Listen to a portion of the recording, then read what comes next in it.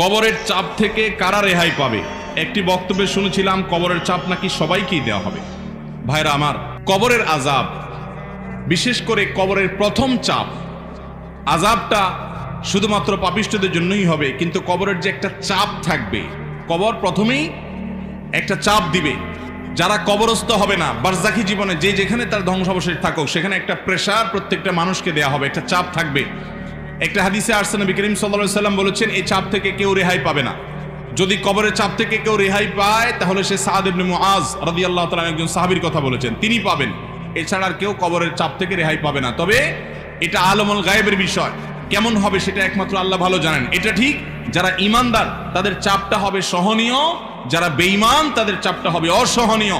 এই জন্যই কবরের এই জগৎটা সম্পর্কে সবচেয়ে বেশি ভয় পেতেন সাহাবায়ে কেরাম এবং খুদ রাসূল আকরাম সাল্লাল্লাহু আলাইহি ওয়াসাল্লাম সাবধান করতেন। তিনি বলেছেন, কবর হলো আউয়ালু মানাজিলিল আখিরাহ,